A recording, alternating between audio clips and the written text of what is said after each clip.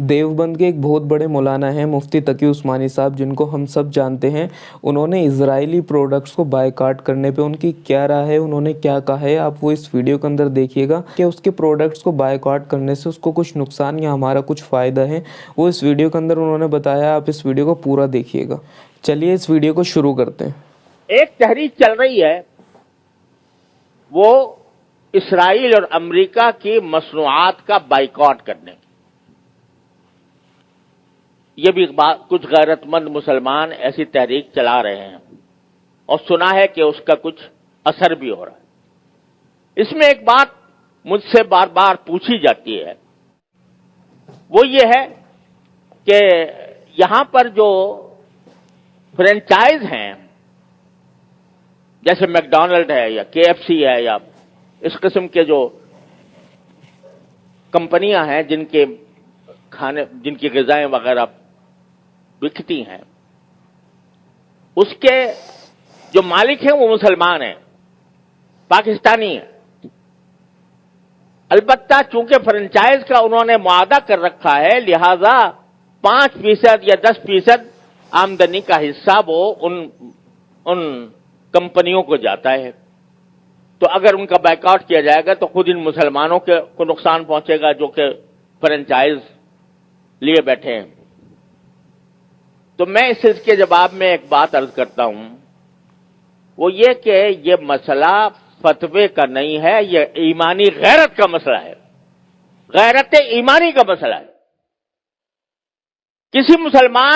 کسی غیرت مند مسلمان کو یہ گوارا نہیں ہونا چاہیے کہ اس کی آمدنی کا 1 پیسہ بھی کسی ایسے شخص کو پہنچے جو اسرائیل کو مدد دے رہا ہے۔ یہ انسان کی ایمانی غیرت کا تقاضا ہے۔ یہ کہنا کہ بھئی 5% جاتا ہے، اب 95% تو ہم کھاتے ہیں۔ ارے بھائی 95% آپ کھا چکے، بہت الحمدللہ، کافی آپ نے نفع بنا لیا۔ اب آپ یہ تو کر سکتے ہو کہ اس فرنچائز کو ختم کر کے اپنا کاروبار شروع کر دو۔ اگر اس کو ختم کر کے اپنا کاروبار شروع کرو گے تو ذرا تھوڑا سا پتہ تو چلے گا ان کو کہ یہ جو ہم دنیا بھر کے اندر ہم اپنی مصنوعات چلا رہے ہیں، دنیا بھر میں ہمارا سکہ چل رہا ہے، اس کا کچھ اثر تو ہوگا۔ یہ کہنا کہ 5% جا رہا ہے ان کو اور ہم نے 5% جا کے کیا اس میں کیا فرق پڑے گا؟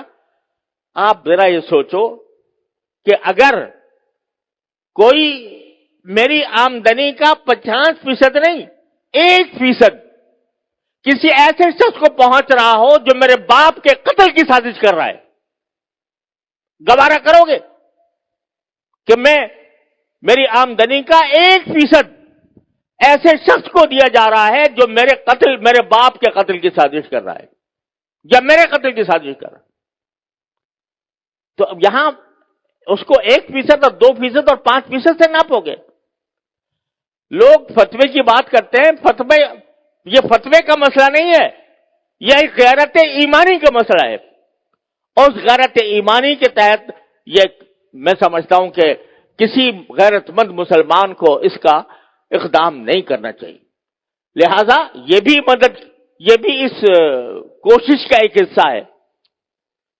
اور اس وقت یوں سمجھو کہ میں تو یہ سمجھتا ہوں کہ ایک لحاظ سے پوری امت مسلمہ حالت جنگ میں ہے،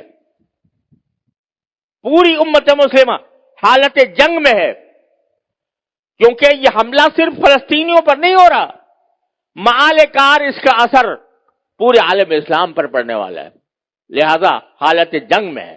جب اس حالت جنگ میں ہے تو جو لوگ کہ عالم اسلام کے خلاف یہ سازش کر رہے ہیں ان کو کسی طرح بھی نفع پہنچانا، چاہے وہ 1 پیسے کا ہو، یہ ایک مسلمان کی غیرت کو اسے گوارا نہیں کرنا چاہیے۔ لہذا میں اس بات کی حمایت کرتا ہوں کہ ایسی چیزوں کا بائیکاٹ کیا جائے جس کا فائدہ ان طاقتوں کو پہنچ رہا ہے۔ تو اپنی سی کوشش کرو، اللہ تعالیٰ سے دعا جاری رکھو، کوئی وقت خالی نہ جائے جس میں اللہ تعالیٰ سے نہ مانگا جا رہا ہو، اور پھر اللہ کے فیصلے پر راضی رہو۔